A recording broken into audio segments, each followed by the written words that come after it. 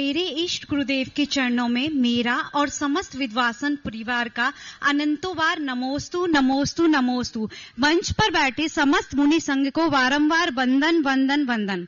गुरुदेव कहते हैं सब्र का फल मीठा होता है, तो गुरुदेव आप भी अपने भक्तों की परीक्षा लेते हैं क्या? और गुरुदेव आप बोलते हैं कि घर की अपेक्षा क्षेत्र पर चौका लगाने में ज्यादा पुण्य है, लेकिन गुरुदेव अब मैं विद प्रैक्टिकल के साथ बोलती हूँ कि बस एक बार अगर सही आनंद लेना है चौके का, तो बस एक बार क्षेत्र पर चौका लगाकर तो देखो।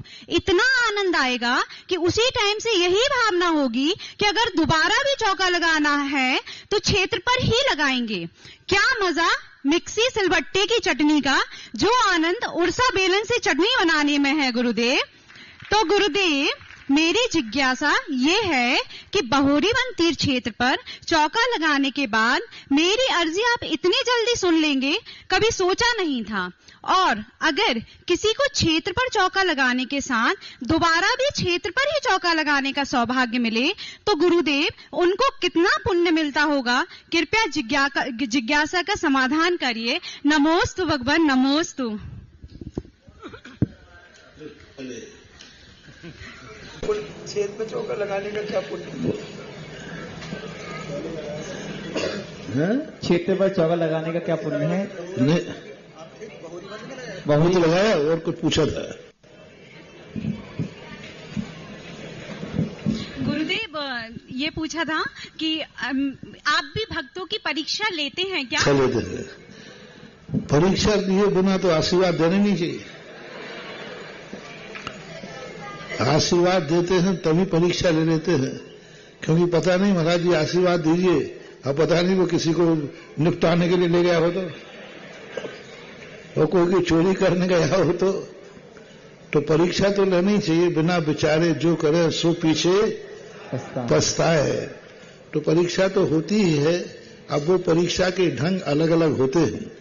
एक क्षण भर में भी परीक्षा हो सकती है और कोई जिंदगी भर भी परीक्षा लेते रहें, तो ये स्थितियां बनती रहती हैं।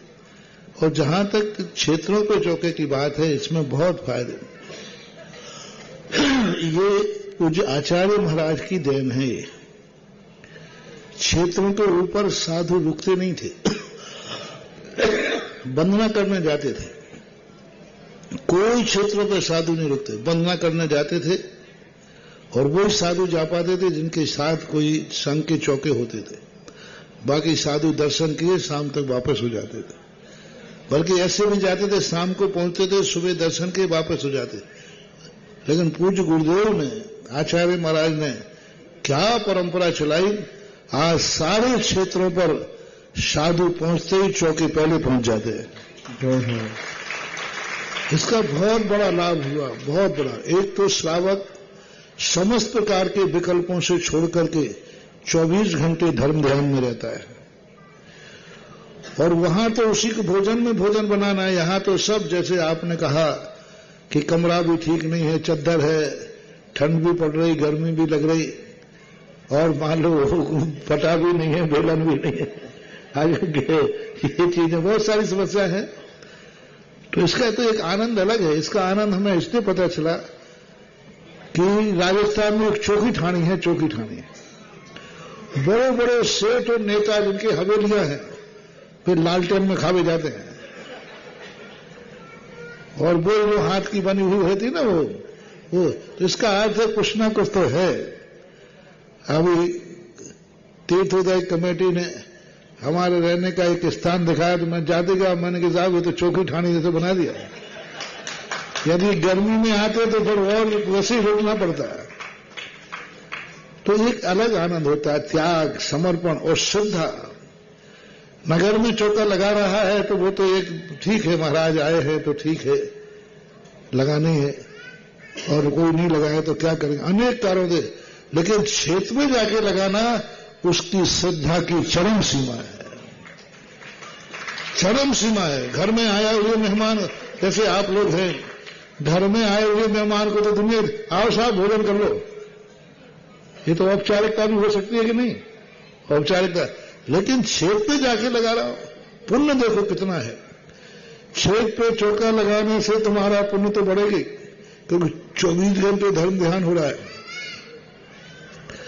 और साधु रुक गया तो साधु की साधना कितनी होती है क्षेत्र पर, सब प्राशुक, लघु शंका, शौच, जहां जो कुछ भी हाव हवा सब साधनाएं अच्छी होती है, उसका श्रेय चौके वालों को जाएगा। कभी चौके नहीं रहेंगे तो साधु क्षेत्र पर रुकेगा नहीं, कमेटी रोकेगी नहीं। तो साधु रुकना न चाहता तो साधु की जितनी साधना बढ़ेगी उसका बड़ा हुआ शेयर उनको जाएगा जो चौके लगाते हैं।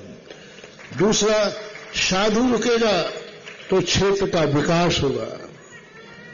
इन क्षेत्रों का विकास देखो, हमारे आचार्य महाराज ने कुछ नहीं किया, मां क्षेत्र पर रुक गए, क्षेत्रों का अपने आप विकास हो गया। हमारे आचार्य महाराज तो वैसे ही सामान्य रूप से पर बैठ भर जाते थे क्षेत्र पर, कुछ नहीं बोलते थे, कुछ नहीं करते, कुछ नहीं करना, उपदेश दे दिया बस एक हफ्ते में एक दिन, और अपने स्वाध्याय ज्ञान ध्यान में डूब रहते थे।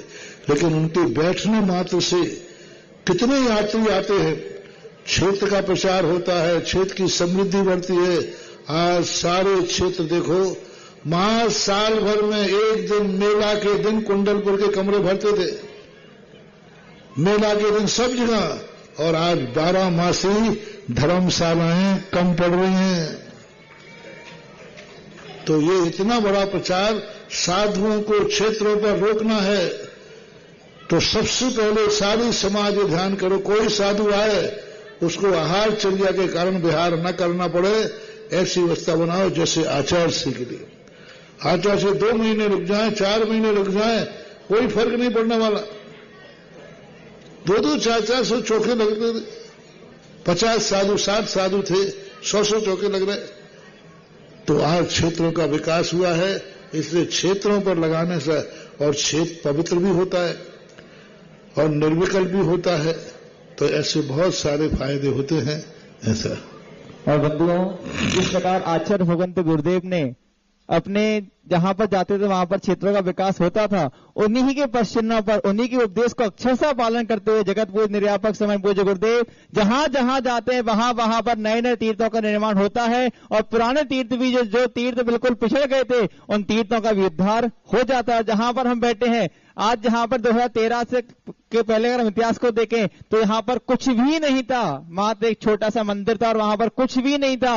लेकिन आज जगत पूज्य के आशीर्वाद से हम देख रहे हैं कि ये क्षेत्र 5 स्टार लेवल का क्षेत्र बन चुका है। और देखिए बंधुओं, पूज्य गुरुदेव के सानिध्य में दिनांक 19 जनवरी से 25 जनवरी तक होने जा रहा है भव्याति भव्य श्रीमद जिनेन्द्र पंच कल्याणक प्रतिष्ठा महामहोत्सव। हम सबको इस पंचनामा को जुड़ना है बंधुओं। मात्र कुछ नाम शेष रह गए हैं, किसी न किसी पुण्य